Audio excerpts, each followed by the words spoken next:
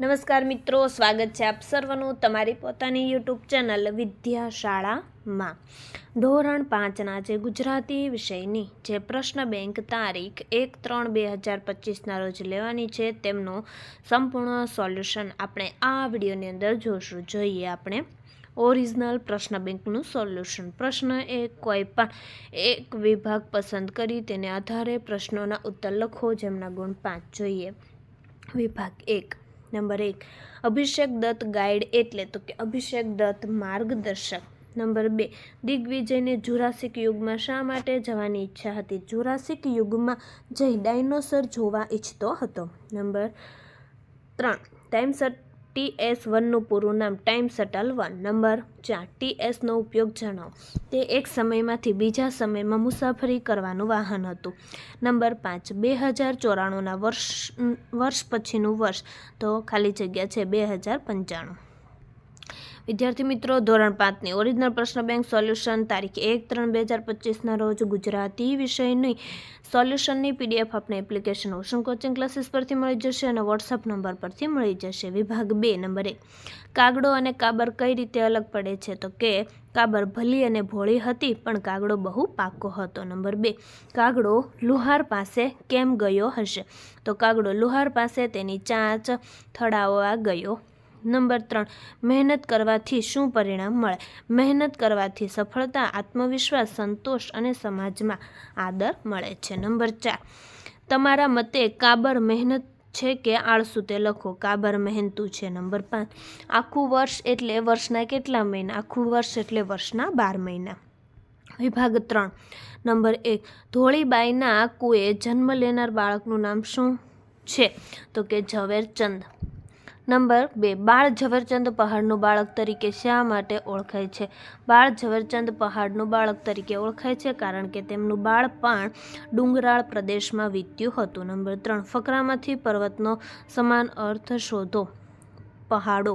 Number 4, બાળ ઝવેરચંદનું પ્રાથમિક શિક્ષણ સાથી જુદી જુદી જગ્યાએ થયું? તો તેમનો જવાબ અહીં આપેલ છે. નંબર 5, કુદરતની કઈ કઈ વસ્તુઓ બાળક ઝવેરચંદને પોતાની તરફ ખેંચી હતી? તો કે કુદરતની વસ્તુઓ જેમ કે ઝરણું, ખેતર, પાદર, નદી, પર્વત, પહાડો, ગૌમુખી, ગંગા અને વાંદરો ઝવેરચંદને પોતાની તરફ ખેંચતી હતી. પ્રશ્ન 2, ઉદાહરણ મુજબ વાક્ય બનાવો કોઈ પણ 5 જેમના ગુણ 5.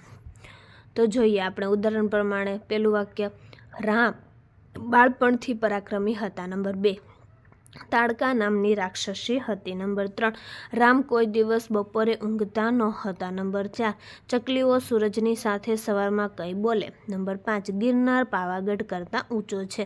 નંબર 6, નર્મદા ગુજરાતની સૌથી મોટી નદી છે. નંબર 7, ડમરૂ તુલસી કરતાં ઊંચું છે.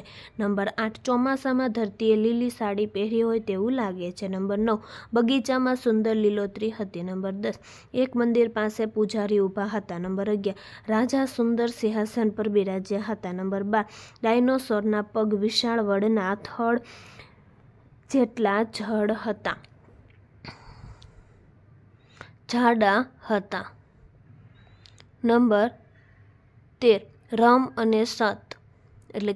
અને સીતા વનમાં ઝાડ નીચે બેસી વાત કરતા હતા. નંબર 14, રામ અને લક્ષ્મણ રાજા દશરથના પુત્ર હતા. નંબર 15, સુંદર અને સુશીલ જાનકી મારી પત્ની છે. વિદ્યાર્થી મિત્રો, ધોરણ 3થી 8ની દ્વિતીય સત્રાંત પરીક્ષા 2025 માટે ખાસ ઉપયોગી મોસ્ટ IMP બ્લુપ્રિન્ટ મુજબ. પ્રશ્ન નંબર 3, કયો શબ્દ નજીકના અર્થવાળો શબ્દ લાગે છે તેના પર ગોળ કરો. સંશોધક નવું શોધે એ.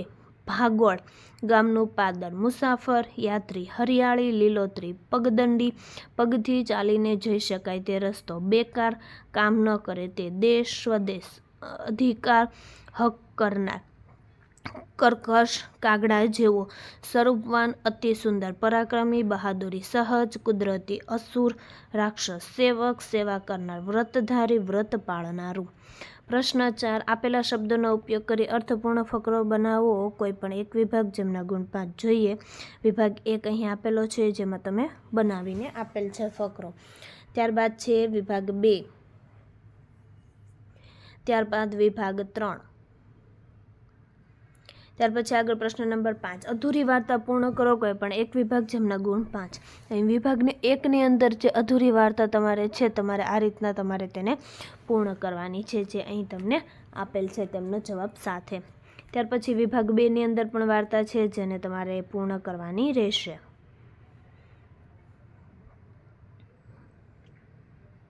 ત્યાર પછી વિભાગ 3ની અંદર પણ એક વાર્તા આપેલી છે.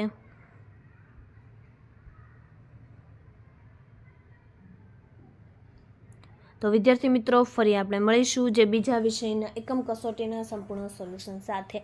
આ વિડીયોની લિંક તમે તમારા મિત્રો દોસ્તોને જરૂરથી શેર કરજો, જેથી તે લોકોને આ સોલ્યુશનનો લાભ મળી રહે.